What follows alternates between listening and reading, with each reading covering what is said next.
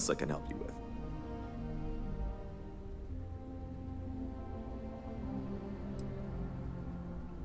with. Neither. We're our own private force. The Paradiso Group pays top dollar for top-notch security. And I dare say we're some of the best in the business. We have to be out here on the fringes of the settled systems. Honestly, it's not as exciting as you might think most of the time. More often than not, we're just handling drunk and disorderly conduct. Heck, even pirates leave us alone for the most part. I think it's because some of them actually vacation here. As long as they're not bothering anyone, we've been told not to worry about them. Ah, yes, of course. I'm glad you came. As you can imagine, we're in a bit of a predicament. Under normal circumstances, we would not enlist outside help in this manner. But this is a matter we can't afford to worry our guests about. As such, we need to handle this discreetly. Failure on your part to do so could have severe consequences.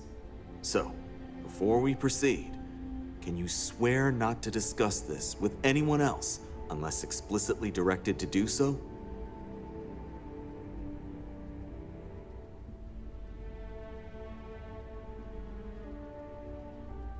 Yeah.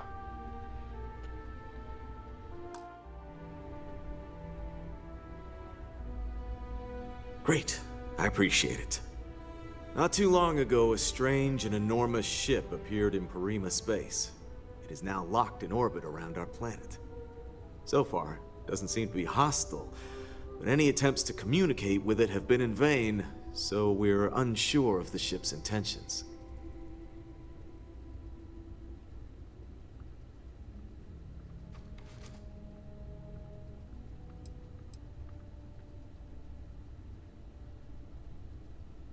Can't say for sure.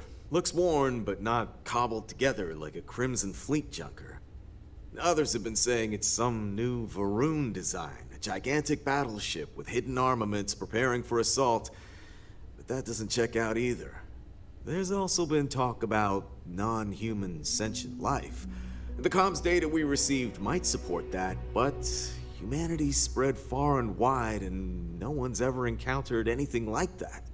Still, first contact. Could you imagine?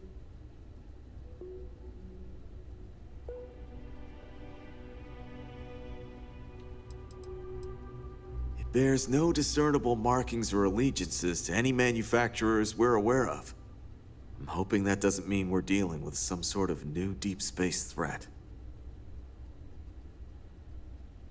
It is. Whatever's going on, we need to approach this with care. First, see if you have more luck communicating with them. If not, you may have to try boarding. Whatever you do, it's important to remember to seek diplomacy with who or whatever's on board. As soon as you have any more information, report to Oliver Campbell. He's the CEO of Paradiso. All formal decisions will need to go through him, and he'll have your pay. Good luck.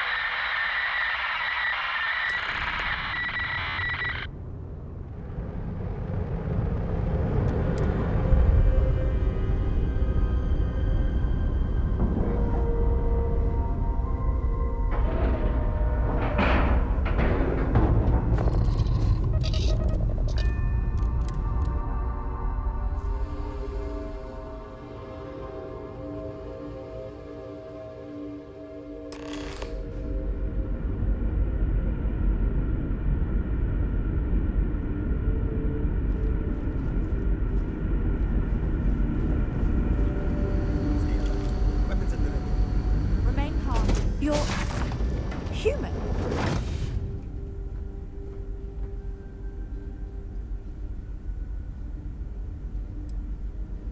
Oh, pardon my ignorance.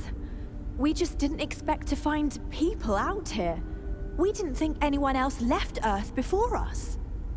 Imagine being cut off from humankind for that long. How terribly frightening that would be. Perhaps we should greet our guests. Of course. Manners. I'm Captain Diana Brackenridge. This is Security Officer Bomani Reader.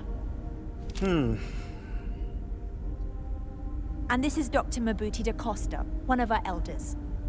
A pleasure to meet you.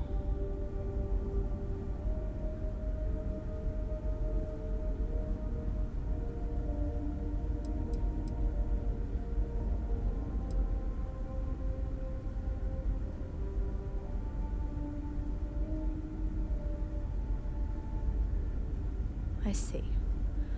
Well, perhaps we killed two birds with one stone. You see, we're also in a bit of a bind. Our ship has finally completed its near 200-year journey from Earth, only to find our new home seemingly colonized by... well, we don't know. Communications haven't been successful, so your arrival is fortuitous. Perhaps you'd be willing to act as a middle person between ourselves and... the others.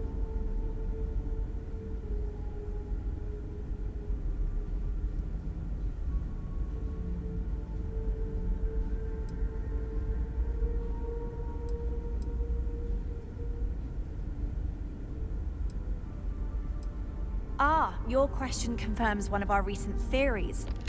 It would seem that some form of faster-than-light travel or space-bending technology was invented during our long journey. That would explain why we would find people this far out into space. I guess technology leapfrogged us at some point. Interesting. I can only imagine that our predecessors didn't believe the technology would ever work, and so they made the decision to leave when they did.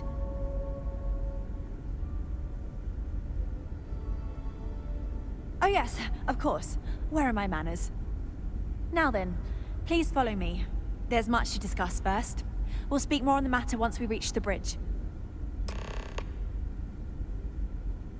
Dr. da Costa, you may return to your quarters if you wish. Thank you, Captain. I will follow you to the bridge.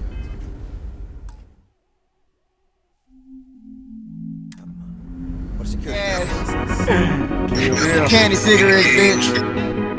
On this High Times Volume 1. Let's go. Yeah.